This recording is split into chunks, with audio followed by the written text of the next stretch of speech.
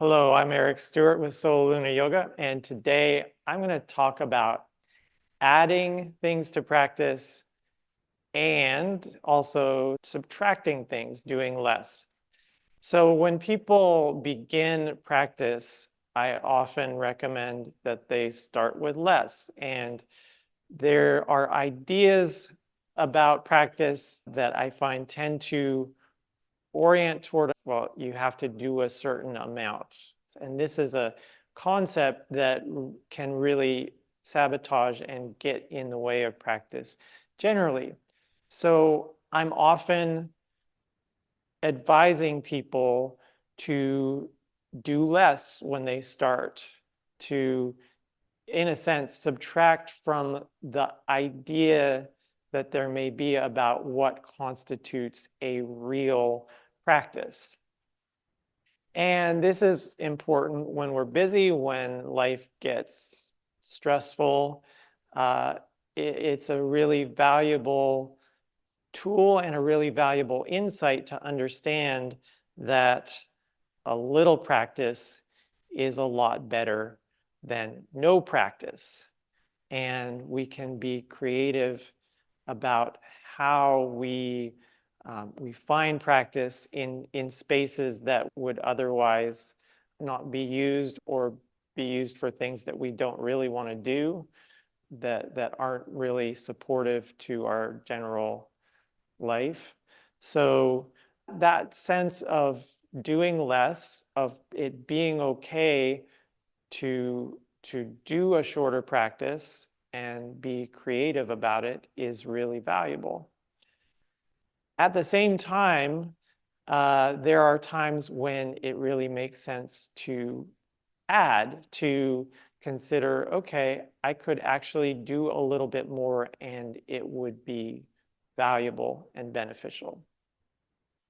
And in the way that I structure my own practice and in the way that I advise people, we can look at this additive element from the different activities that we do in practice.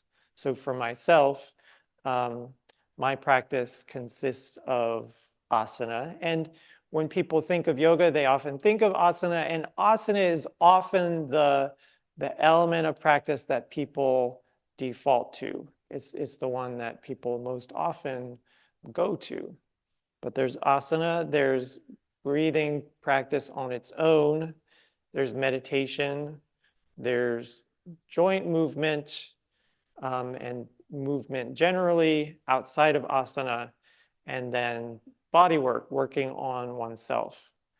There are other things as well, but that's a good way to organize what, in the way that I teach, are distinct categories of practice. There's definitely overlap between them, but it's helpful to understand and organize things in that way.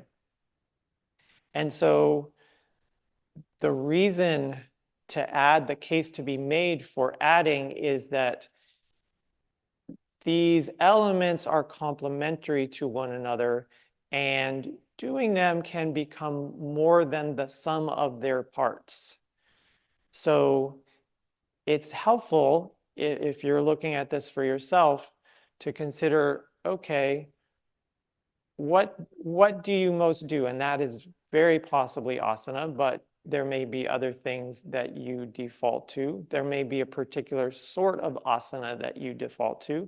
That may be, for some people who are really charged up, it may be doing more active practice.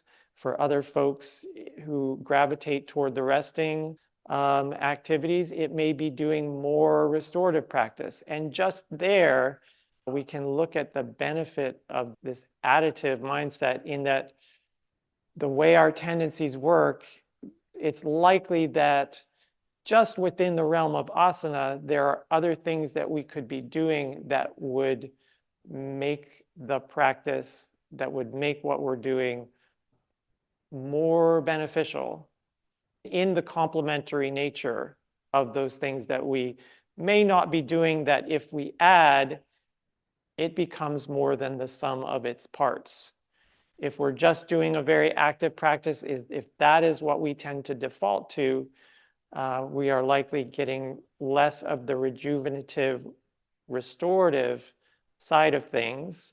And doing that over time will cause someone to get a bit burned out or a lot burned out.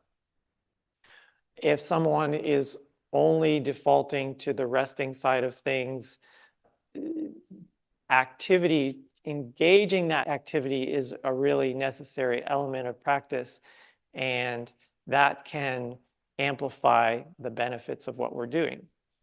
By the same token, if we're just doing asana, we may find that the introspective nature of meditation, the inner suppleness that a breathing practice provides, insights by doing joint movement or body work, any of those things will amplify the baseline of what's being done.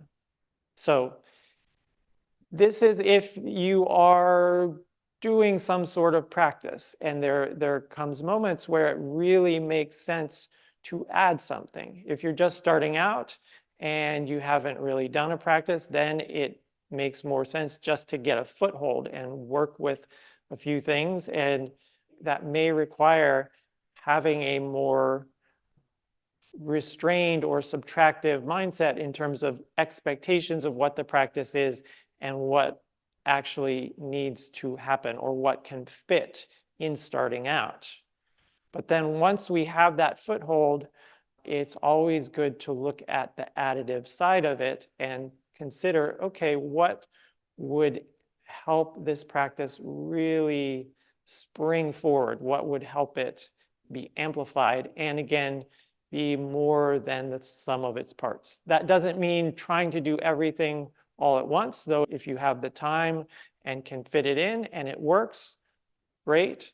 But consider, what might you add? What kind of practice that you're not doing could you add in that would be valuable for you? Okay, so that's the talk for today. If you find this information helpful, you can like and subscribe. So thank you very much.